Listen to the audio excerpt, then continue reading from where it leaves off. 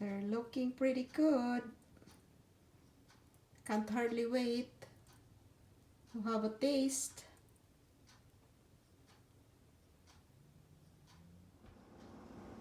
Hi everyone! Welcome back to my channel. Today I will make crab apple sauce muffins. In this bowl here, I will mix this 1 egg,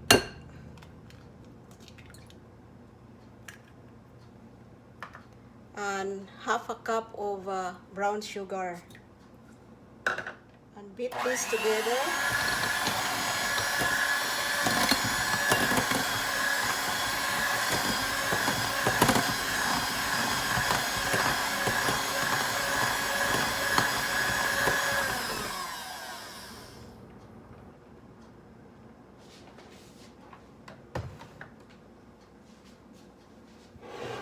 And I will add 1 cup of crab apple sauce. This is unsweetened.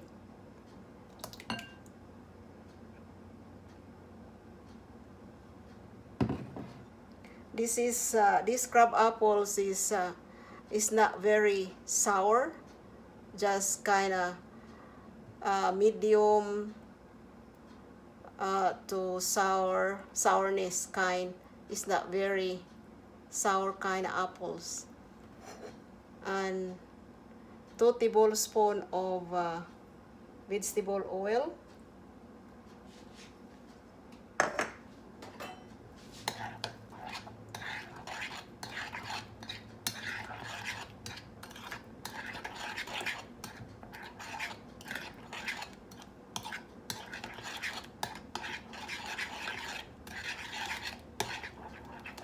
And set this aside. In another bowl here, I have 2 cups of flour, 2 teaspoons of baking powder, 3/4 teaspoon of baking soda, and 1 teaspoon of cinnamon.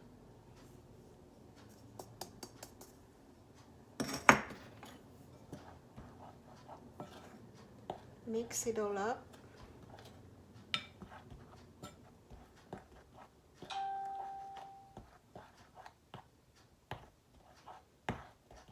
And I will make a well in the center. And pour the applesauce, the crab applesauce mixture.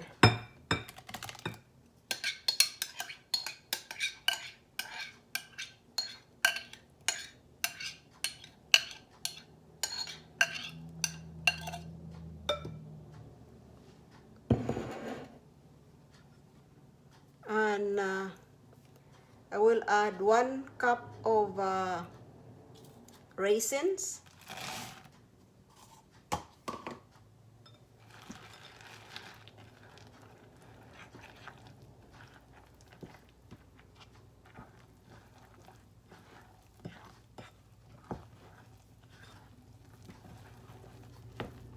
I just stir this until it's combined.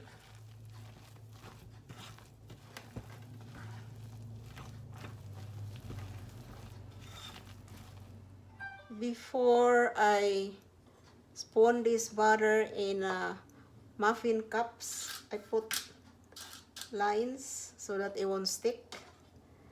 I will preheat the oven for 375 degrees.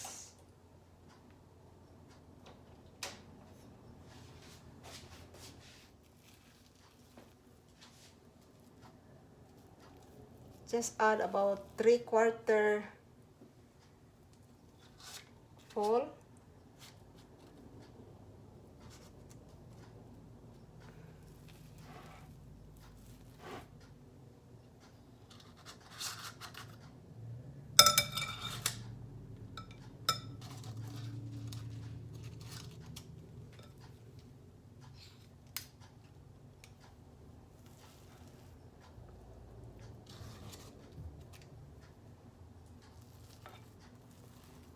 I forgot to mention that this crabapple sauce, I made this. This is a homemade one. I made this last year. I can them, and then whenever I make crabapple sauce muffin, I will open the jar. I open about 1 jar or 2 if I need more, or applesauce. There's lots of uses to that. You can make applesauce, add some ice cream into it, or you can use just straight crabapple sauce for dessert or snacks.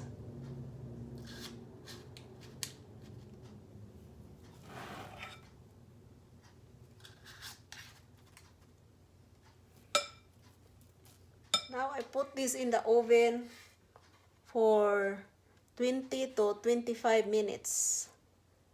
And see you later. Let's check my muffins here.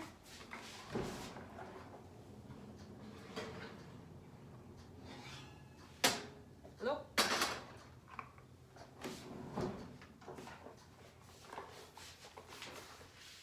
Checking. Comes out clean. So that means it's cooked. I let it cool for a little bit before we can taste it. Okay? See you later. Let's taste the muffins, guys.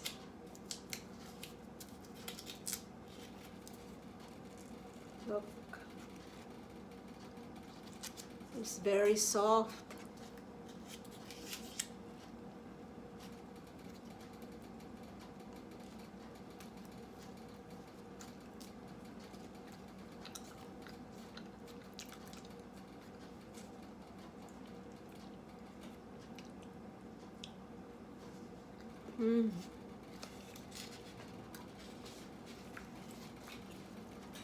Very good.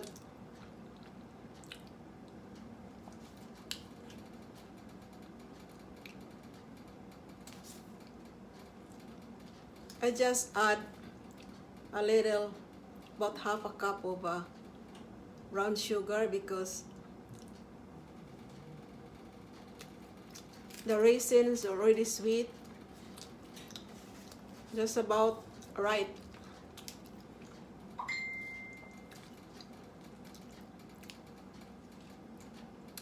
Thank you guys for watching my video. And please don't forget to subscribe, share, and comments. Bye-bye.